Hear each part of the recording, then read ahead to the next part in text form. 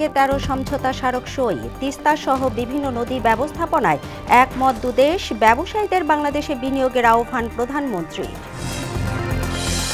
চলমান আন্দোলন বেগবান করতে 36 দিনের কর্মসূচি ঘোষণা 11 দলের। 5 আগস্ট ঢাকা সহ সারা দেশে বিক্ষোভ সমাবেশ। হামে আরও 9 শিশুর মৃত্যু, নতুন আক্রান্ত 945। ভিটামিন এ প্লাস ক্যাম্পেইন রোববার, আওতায় আসবে 2,40,00,000 শিশু। এবং বিশ্বকাপে গ্রুপ পর্বে শেষ ম্যাচে রাতে ইকুয়েডরের বিপক্ষে নামছে জার্মানি। আরেক ম্যাচে ভোরে সুইডেনের প্রতিপক্ষ জাপান।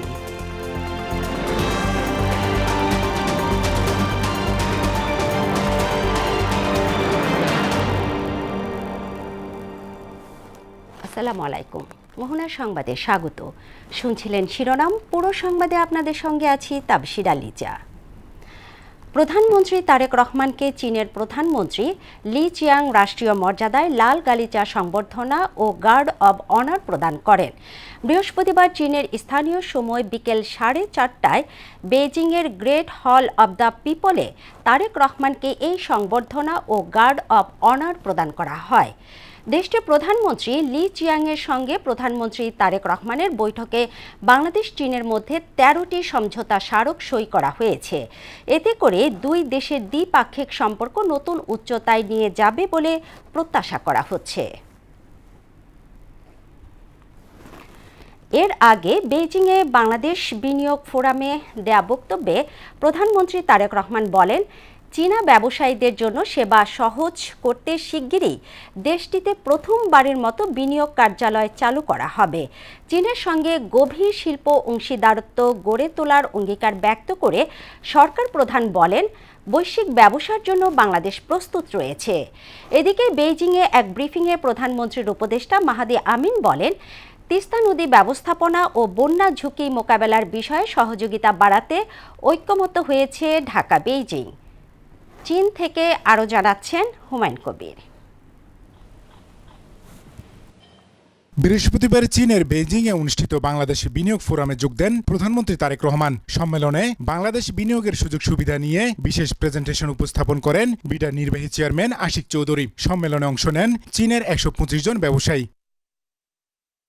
বক্তব্যে প্রধানমন্ত্রী তারেক রহমান বলেন, নিয়মিত যোগাযোগ স্থাপনে চীনে প্রথম বিনিয়োগ কার্যালয় খুলতে যাচ্ছে Bangladesh. I am also happy to announce that soon we will be opening our first investment office in China. It is a relationship of trust, respect and practical cooperation. কয়েক দশক ধরে ঢাকা বেইজিং এর মধ্যে আস্থা, শ্রদ্ধা এবং বাস্তব সহযোগিতার সম্পর্ক রয়েছে উল্লেখ করে তিনি বলেন, বাংলাদেশ এখন বৈশ্বিক ব্যবসার জন্য সম্পূর্ণ প্রস্তুত। The government is about to start a new licensing approval process which will allow new businesses to start operation in Bangladesh in less than 15 days. My government issues an unwavering commitment to you. Your investment will be valued, your concern will be heard, and your growth will be supported through a more responsive investment ecosystem. চীনা বিনিয়োগকারীদের জন্য চট্টগ্রামের আনোয়ারায় বিশেষ অর্থনৈতিক অঞ্চলের কাজ দ্রুত গতিতে এগিয়ে চলছে বলে জানান সরকার প্রধান। We are also working with China to upgrade our bilateral investment treaty so that investors can have stronger confidence, clear protection and a more modern framework for investment. Today I invite more Chinese companies to come Bangladesh and see Bangladesh with fresh eyes. এই সময় চীনা কোম্পানিগুলোকে বাংলাদেশের পরবর্তী অর্থনৈতিক বিস্ময়ের অংশীদারিত্ব হওয়ার আহ্বান জানান প্রধানমন্ত্রী Tarique Rahman. Towards a long-term sustainable growth, economic development and mutual prosperity for both Bangladesh and China. Come to Bangladesh, invest in Bangladesh. Let us prosper together in a true partnership of equals. এদিকে বেইজিংয়ে সংবাদ সম্মেলন করেন প্রধানমন্ত্রীর উপদেষ্টা মাহাদি আমিন। বলেন, তিস্তা নদী ব্যবস্থাপনা ও বন্যা ঝুঁকি মোকাবেলায় বিশেষ সহযোগিতা বাড়াতে ঐক্যমত হয়েছে বাংলাদেশ ও চীন। তিস্তা মহাপরিকল্পনা সহ বাংলাদেশের বিভিন্ন নদীর ব্যবস্থাপনা, বন্যা ঝুঁকি মোকাবেলা, নদী খনন, নদী ভাঙন রোধ, সেচ ও নৌ নেভিগেশন সহ বিভিন্ন সম্পৃক্ত বিষয়ে উন্নয়নের বিষয়ে দুই দেশের সহযোগিতা বাড়ানোর ঐক্যমত্য হয়েছে। দীর্ঘদিন পর জনগণের ভোটে নির্বাচিত সরকার বাংলাদেশের স্বাধীনতা ও সার্বভৌমত্বকে প্রাধান্য দিয়ে ভারসাম্যপূর্ণ পররাষ্ট্রনীতি বাস্তবায়ন করছে বলেও মন্তব্য করেন মাহাদি আমিন। দীর্ঘদিন পর জনগণের ভোটে নির্বাচিত একজন সরকার প্রধান হিসেবে মাননীয় প্রধানমন্ত্রী মালয়েশিয়া, ওয়ার্ল্ড ইকোনমিক ফোরাম এবং বর্তমানে চীন সফরে যে মর্যাদা পাচ্ছেন এবং যেভাবে বাংলাদেশের স্বাধীনতা ও সার্বভৌমত্বকে প্রাধান্য দিয়ে ভারসাম্যপূর্ণ পররাষ্ট্রনীতি বাস্তবায়ন করছেন তা বিশ্ব দরবারে প্রতিটি বাংলাদেশির জন্য গৌরব এবং মর্যাদার বিষয়। চীনও ব্যস্ত সময় পার করছেন প্রধানমন্ত্রী তারেক রহমান। তারেক রহমান চীনের ব্যবসায়ীদের প্রতি আহ্বান জানান, বাংলাদেশ ব্যবসার জন্য উন্মুক্ত, ভবিষ্যতের জন্য প্রস্তুত, যাতে দুই দেশের অংশীদারিত্ব যাতে বজায় থাকে ব্যবসা বাণিজ্য উন্নয়নের জন্য। এখানে তিস্তা মহাপরিকল্পনা সহ বিভিন্ন উদ্যোগ নেওয়া হয়েছে বাংলাদেশের পক্ষ থেকে। তারেক রহমান জানান, অর্থাৎ চীনের ব্যবসায়ীরা যাতে তাদের সুন্দরভাবে বিনিয়োগ করতে পারে, এই জন্য চীনে বাংলাদেশের একটা বিনিয়োগ প্রদান কার্যালয় গড়ে তোলা হবে। বেজিং থেকে হুমায়ুন কবির, মোহনা সংবাদ।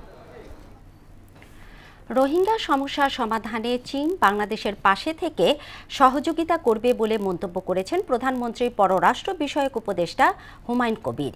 বৃহস্পতিবার সন্ধ্যায় বেইজিংয়ের রাষ্ট্রীয় অতিথি ভবন দিয়াও ইয়োতায়ে চীনের প্রধানমন্ত্রীর সঙ্গে বাংলাদেশের প্রধানমন্ত্রীর নেতৃত্বে উচ্চ পর্যায়ের বৈঠকের বিষয়বস্তু তুলে ধরতে এক সংবাদ সম্মেলনে প্রধানমন্ত্রী পররাষ্ট্র বিষয়ক উপদেষ্টা একথা জানান। তিনি বলেন, আঞ্চলিক ব্যাপক অর্থনৈতিক অংশীদারিত্বের জন্য বাংলাদেশের আবেদনকে স্বাগত জানিয়েছেন চীনের প্রধানমন্ত্রী। প্রাইম মিনিস্টার তারেক রহমানের লিডারশিপ এবং গভর্নেন্সের প্রতি পিপলস রিপাবলিক অফ চায়নার ফুল সাপোর্ট ওনার প্রতি আছে। Honourable prime minister Tarique Rahman raised the issue of the Rohingya crisis. Rohingya crisis, Bangladesher, one of the top national security concerns. To Prime Minister Rahman, that they will always be on the side of positive cooperations and will assist in that matter also in talking to the government in Myanmar and will also play their due role in this crisis. শহীদ রাষ্ট্রপতি জিয়াউর রহমানের বহুমুখী পররাষ্ট্রনীতির ধারায় তারেক রহমান দেশকে এগিয়ে নিয়ে যাচ্ছেন বলে মন্তব্য করেছেন প্রধানমন্ত্রীর রাজনৈতিক উপদেষ্টা ও বিএনপি সিনিয়র যুগ্ম মহাসচিব রুহুল কবির রিজভী। বলেন, সরকার প্রধানের চলমান সফরই প্রমাণ করে ফ্যাসিস্ট আমলের একমুখী নীতি থেকে বেরিয়ে বহুমুখী পররাষ্ট্রনীতিতে হাঁটছে বাংলাদেশ। বৃহস্পতিবার সকালে বিএনপির কেন্দ্রীয় কার্যালয়ে এসব কথা বলেন রিজভী। শহীদ রাষ্ট্রপতি জিয়াউর রহমান যেমন সেই সময়ের ৭২ থেকে ৭৫-এর একমুখী এক দেশদর্শী পররাষ্ট্রনীতি থেকে গোটা বিশ্বে একটি স্বাধীন দেশের পররাষ্ট্রনীতি কী হওয়া উচিত, এই যে ওপেন আপ করা, সেটা জিয়াউর রহমান করেছিলেন। বাংলাদেশ যে কোনো দেশের সাথে বন্ধুত্ব করতে পারে, তার সাথে অর্থনৈতিক, সামাজিক নানা সম্পর্ক গড়ে তুলতে পারে, সাংস্কৃতিক সম্পর্ক গড়ে তুলতে পারে। চলমান আন্দোলন আরও বেগবান করতে আগামী ১ জুলাই থেকে ৫ আগস্ট পর্যন্ত টানা ৩৬ দিনের নতুন কর্মসূচি ঘোষণা করেছে বাংলাদেশ জামায়াতে ইসলামী নেতৃত্বাধীন ১১ দলীয় জোট। বৃহস্পতিবার রাজধানীর মগবাজারে জামায়াতের কেন্দ্রীয় কার্যালয়ে সংবাদ সম্মেলনে জোটের পক্ষে এই কর্মসূচি ঘোষণা করেন জামায়াতের সহকারী সেক্রেটারি জেনারেল হামিদুর রহমান আজাদ। বলেন, কর্মসূচির মূল দাবি জুলাই গণ অভ্যুত্থানের প্রতি জনসচেতনতা, জুলাই সনদ বাস্তবায়নের জনমত তৈরি করা ও বিগত সরকারের আমলে সংঘটিত গুম খুনের বিচার নিশ্চিত করা। কর্মসূচির সমাপনী আয়োজন হিসেবে ৫ আগস্ট রাজধানী সহ দেশের সব জেলা, মহানগর ও উপজেলা পর্যায়ে বিক্ষোভ সমাবেশ করা হবে বলে জানান তিনি। জুলাই আন্দোলনের ৩৬ দিনের এই কর্মসূচি হিসাবে আমরা প্রণয়ন করেছি। এই কর্মসূচির মূল দাবি বা লক্ষ্য হচ্ছে আমরা জুলাই অভ্যুত্থানের পক্ষে জনসচেতনতা বৃদ্ধি, গণভোটের রায় বাস্তবায়নের দাবিতে চলমান আন্দোলনকে জোরদার করা এবং গুম খুন সহ সকল গণহত্যার দ্রুত বিচার। বিদ্যমান মাদকদ্রব্য নিয়ন্ত্রণ আইন দিয়ে মাদক নিয়ন্ত্রণ করা যাচ্ছে না উল্লেখ করে এক্ষেত্রে আলাদা ট্রাইব্যুনাল তৈরির কথা জানিয়েছেন স্বরাষ্ট্রমন্ত্রী সালাউদ্দিন আহমদ। তিনি বলেন, চলতি সংসদ অধিবেশনেই মাদকদ্রব্য নিয়ন্ত্রণ আইন সংশোধন করা হবে। বৃহস্পতিবার সকালে সচিবালয়ে মাদকাসক্ত নিরাময়ে অবদানের জন্য 15 বেসরকারি প্রতিষ্ঠানকে অনুদান প্রদান অনুষ্ঠানে এসব কথা বলেন স্বরাষ্ট্রমন্ত্রী। মাদক সেবী এবং ব্যবসায়ীদের জন্য আলাদা কারাগার প্রতিষ্ঠার কথাও জানান তিনি। মাদক ব্যবসায়ীদেরকে ধরার পরে থানায় সুপর্দ করার আগে, এফআইআর করার আগে মধ্যবর্তী একটা সময়ে রাখতে হয়। সেই রাখার জন্য আমাদের কোনো হাজতখানা নাই। হাজতখানার ব্যবস্থা রাখা হচ্ছে, ট্রান্সপোর্টেশনের ব্যবস্থা রাখা হচ্ছে, ডগ স্কোয়াডের ব্যবস্থা রাখা হচ্ছে, অত্যাধুনিক অস্ত্র দেয়া হবে। তো এগুলো করার পরে আমরা একটা অপারেশনে যাব। সেই আইনটা আগামী কয়েকদিনের ভিতরে পার্লামেন্টে উঠবে ইনশাআল্লাহ। সরকারি পর্যায়ে পাসপোর্ট অফিসকে সবচেয়ে বেশি দুর্নীতিগ্রস্ত খাত হিসেবে চিহ্নিত করেছে টিআইবি। সংস্থাটির গবেষণা প্রতিবেদন অনুযায়ী পাসপোর্ট সেবায় ঘুষের শিকার পরিবারের হার জাতীয় পর্যায়ে সর্বোচ্চ 76.6%। বৃহস্পতিবার সকালে ধানমন্ডিতে টিআইবি কার্যালয়ে সংবাদ সম্মেলনে সেবা খাতে দুর্নীতি জাতীয় খানা জরিপের তথ্য তুলে ধরেন সংস্থাটির নির্বাহী পরিচালক ডক্টর ইফতেখারুজ্জামান। পাসপোর্ট অফিসের পর অন্যান্য সেবা খাতে ঘুষের হার যথাক্রমে বিআরটিএ 63.5%, আইন শৃঙ্খলা রক্ষাকারী সংস্থা 49.3%, কৃষি 49.3% এবং ভূমি সেবায় 47.6%। কিভাবে এই বর্তমানে যারা সরকারের দায়িত্বে আছেন তারা এবং সংসদে যারা আছেন তারা সকলেই কিন্তু এর ভুক্তভোগী। কাজে তাদের মধ্যে একটা এক ধরনের এপিটাইট থাকবে, আকাঙ্ক্ষা থাকবে, পরিস্থিতির পরিবর্তন হোক, সেটা আমাদের প্রত্যাশা। বিগত আমলে নেয়া 1300 উন্নয়ন প্রকল্প বর্তমান সরকারের জন্য গলার কাটা হয়ে দাঁড়িয়েছে বলে মন্তব্য করেছেন অর্থমন্ত্রী আমির খসরু মাহমুদ চৌধুরী। তবে নতুন বাজেটে গৃহীত পদক্ষেপের 80% বাস্তবায়ন করতে পারলেই জিডিপি প্রবৃদ্ধি বাড়বে বলে মনে করছেন তিনি। বৃহস্পতিবার সকালে আইডিইবিতে বাংলাদেশ অর্থনীতি সমিতির বাজেট সেমিনারে এসব কথা বলেন মন্ত্রী। অনুষ্ঠানে স্বাস্থ্য ও শিক্ষা সহ গুরুত্বপূর্ণ খাতে পরিচালন ব্যয় কমানোর তাগিদ দেন অর্থনীতিবিদরা। মনিরুল ইসলামের প্রতিবেদন। দেশের প্রান্তিক উৎপাদকরা বরাবরই অবহেলিত এবং নিষ্পেষিত। কখনোই শ্রম মেধার সঠিক মূল্যায়ন পাননি তারা। এর পেছনে রয়েছে কাঁচামালের উচ্চমূল্য, মধ্যস্বত্বভোগীদের দৌরাত্ম্য এবং বাজারের সঙ্গে সরাসরি সংযোগের অভাব।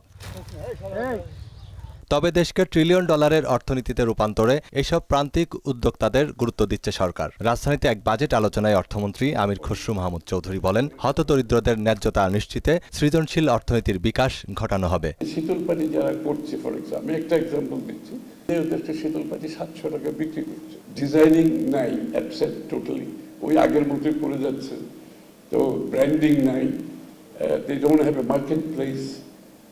আমরা চিন্তা করলাম উই ক্যান কম্বাইন সব কিছু মিলে এই সাপোর্টটা যদি আমরা গভর্নমেন্ট থেকে তাদেরকে দিই, তাহলে their goods can be tradable goods. বাজেটে কর্মসংস্থানের গুরুত্বকে ইতিবাচক হিসেবেই দেখছেন অর্থনীতিবিদরা। তবে শিক্ষাসহ সব খাতেই পরিচালন ব্যয় কমানোর তাগিদ দেন তারা। অবশ্যই এফিসিয়েন্সি বাড়াইতে হবে, ক্যাপাসিটি বাড়াইতে হবে। তো সেক্ষেত্রে একটা হলো শিক্ষা। উন্নয়ন বাজেটের চেয়ে আমাদের পরিচালন বাজেটের ক্ষেত্রে কিন্তু একটা বড় অংশের আমরা একটা ফারাক দেখতে পাচ্ছি। বেশ কয়েক বছর ধরে দেখছিলাম যে কপি পেস্ট হয়ে আসছে, সংখ্যার দিকগুলো শুধুমাত্র বদলানো হচ্ছে। এবারে দেখলাম যে এটা ফরম্যাটিং এ কিছু ইনোভেশন আছে। বাণিজ্যিক ব্যাংকে মোটা ঋণের চাপ কমাতে দেশের পুঁজিবাজারকে পুনরুজ্জীবিত করা হচ্ছে বলে জানান অর্থমন্ত্রী। ক্যাপিটাল মার্কেটে আমাদের এবং আমরা অনেকগুলো আইন চেঞ্জ করতেছি, ট্যাক্স রিফর্ম করছি ক্যাপিটাল মার্কেটের জন্য, সবকিছুর জন্যই। এই খবরটা বাইরে যাওয়ার কারণে we are already having interest from lot of fund managers around the world.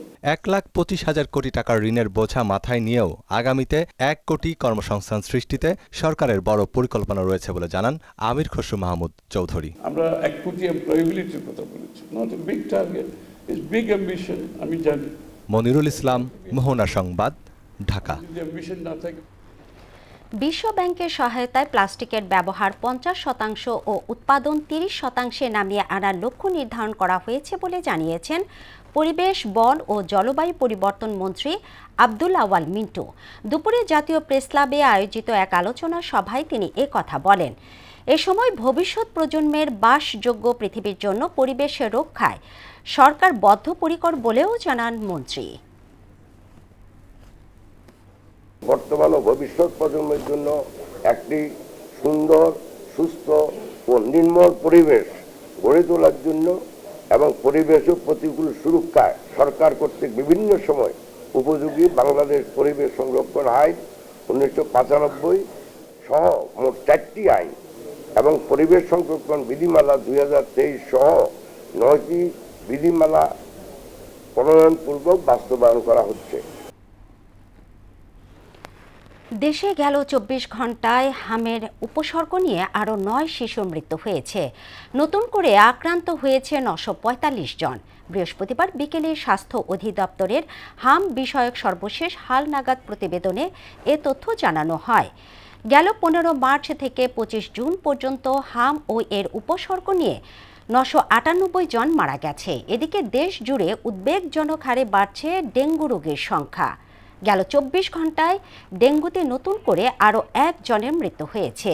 একই সময় নতুন করে শনাক্ত হয়েছে 198 জন। সারা দেশে জাতীয় ভিটামিন A+ ক্যাম্পেইন অনুষ্ঠিত হতে যাচ্ছে আগামী 28 জুন। এবারের ক্যাম্পেইনে 2,40,00,000 শিশুকে ভিটামিন A ক্যাপসুল খাওয়ানোর লক্ষ্যমাত্রা নির্ধারণ করা হয়েছে। বৃহস্পতিবার সকালে সচিবালয়ে এক সংবাদ সম্মেলনে এসব তথ্য জানান স্বাস্থ্য প্রতিমন্ত্রী ডক্টর এম এ মুহিত। বলেন, আগামী 28 জুন সকাল 8টা থেকে বিকেল 4টা পর্যন্ত সারা দেশে একযোগে এই ক্যাম্পেইন চলবে। ক্যাম্পেইনে 6 থেকে 11 মাস বয়সী শিশুদের একটি করে নীল রঙের এবং 12 থেকে 59 মাস বয়সী শিশুদের একটি করে লাল রঙের ভিটামিন A ক্যাপসুল খাওয়ানো হবে। প্রায় 2 বছর পর বাংলাদেশিদের জন্য আবার ট্যুরিস্ট ভিসা চালু করল ভারত। 28 জুন থেকে করা যাবে আবেদন। ভিসা দেয়া শুরু হবে 1 জুলাই থেকে। বৃহস্পতিবার দুপুরে রাজধানীর যমুনা ফিউচার পার্কে ঢাকার ভারতীয় ভিসা কেন্দ্র পরিদর্শন শেষে সাংবাদিকদের এ তথ্য জানান ঢাকায় নিযুক্ত ভারতের নতুন হাই কমিশনার দীনেশ ত্রিবেদী। তিনি বলেন, ট্যুরিস্ট ভিসার পাশাপাশি বাংলাদেশিদের জন্য মেডিকেল ভিসা কার্যক্রমও চালু থাকবে।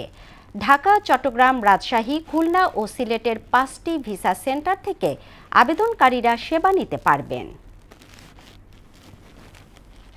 দীর্ঘ 2 দশক পর সাবেক মন্ত্রী সুরঞ্জিত সেনগুপ্তর জনসভায় বোমা হামলা চালিয়ে হত্যা চেষ্টা মামলার রায় দিয়েছেন আদালত।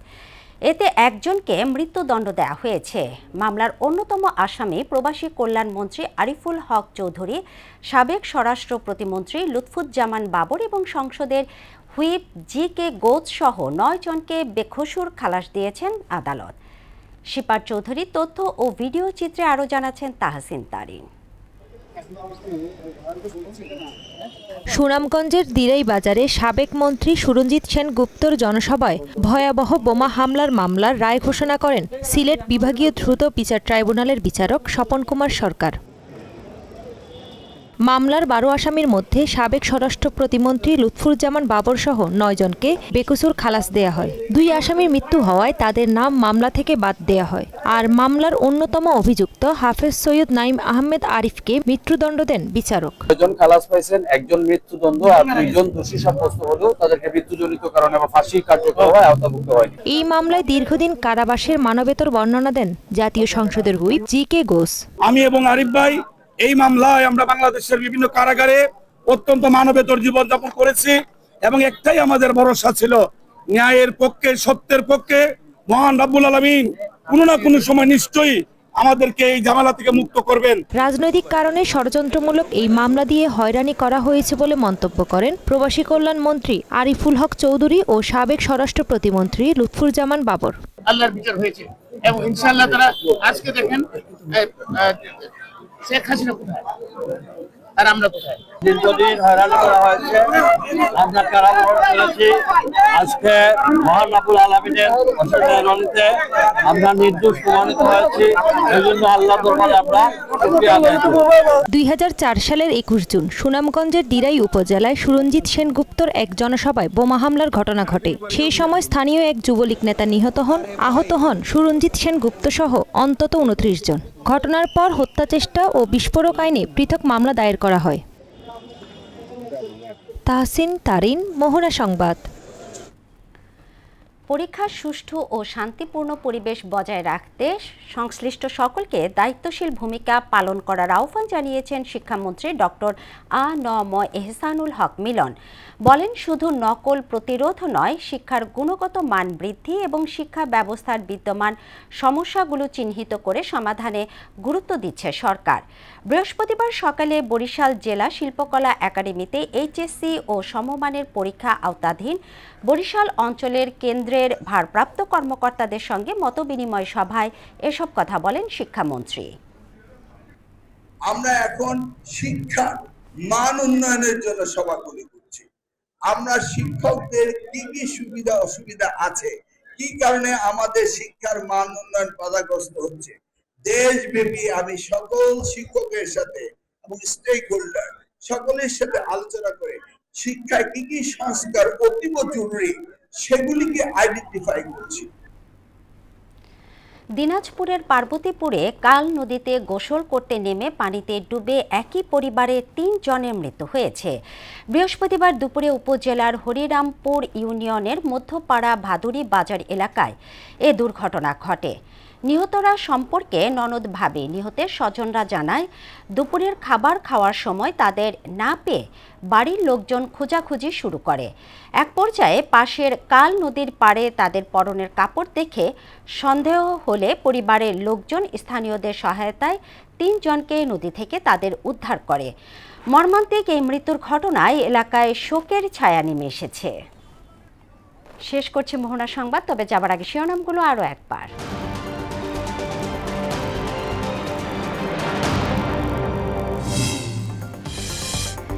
চীনের সঙ্গে 13 সমঝোতা স্মারক সই। তিস্তা সহ বিভিন্ন নদী ব্যবস্থাপনায় একমত দুদেশ। ব্যবসায়ীদের বাংলাদেশে বিনিয়োগের আহ্বান প্রধানমন্ত্রী। চলমান আন্দোলন বেগবান করতে 36 দিনের কর্মসূচি ঘোষণা 11 দলের। 5 আগস্ট ঢাকা সহ সারা দেশে বিক্ষোভ সমাবেশ। হামে আরও 9 শিশুর মৃত্যু। নতুন আক্রান্ত 945। ভিটামিন A+ ক্যাম্পেইন রোববার। আওতায় আসবে 2,40,00,000 শিশু। এবং বিশ্বকাপে গ্রুপ পর্বে শেষ ম্যাচে রাতে ইকুয়েডরের বিপক্ষে নামছে জার্মানি। আরেক ম্যাচে ভোরে সুইডেনের প্রতিপক্ষ জাপান।